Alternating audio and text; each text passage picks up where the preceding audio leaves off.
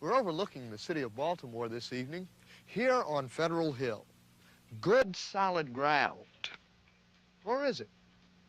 There are some people who believe that this entire hill is honeycombed with secret tunnels. It's the top of the doorway, so we assumed that what they had done was dig a tunnel out to this area and mine the area for very fine sand, which was used for glass making. Did you know about the tunnel before you bought the house? No, nor did the city when they gave us the loan to renovate the house. Tom Lake is happy with his house on Battery Avenue, but some people on Clement Street in the 1950s weren't so lucky. There are 6 houses missing in this block of Clement Street, and the area has become a playground. It's a legacy of Baltimore's secret tunnels. The Clement Street disaster was a very unsettling experience, or perhaps I should say very settling. People woke up one June morning and discovered that their houses were dropping into the ground. When the city engineer was called, he dropped shafts down and he discovered secret tunnels.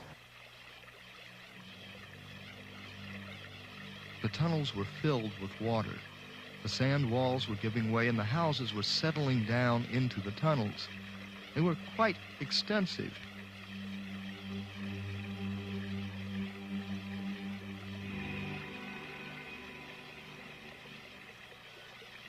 Not only did they go under the houses, but they also went along Clement Street, and there were indications that they might even connect up with tunnels under Federal Hill.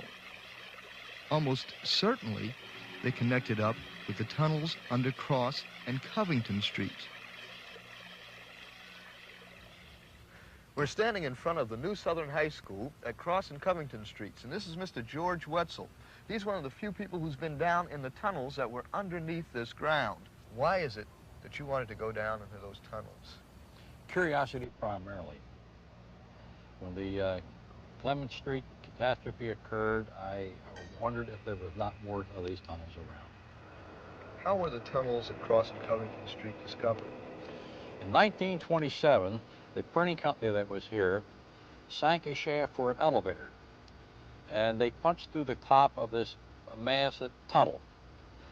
Then, after they discovered what they had, they never utilized the shaft for the elevator, but they allowed it to remain open. We've had to use a 25-foot ladder to get to the tunnels.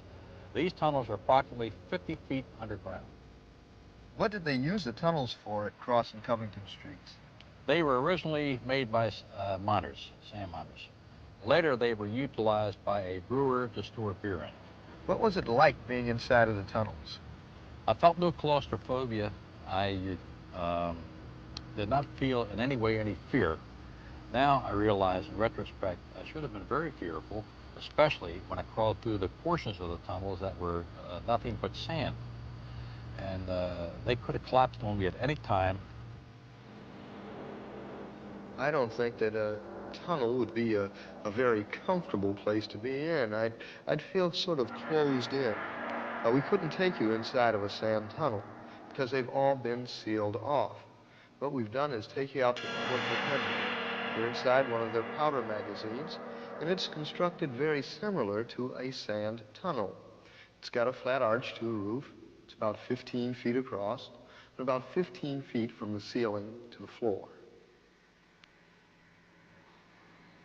So now you know more about the secret tunnels in the city of Baltimore.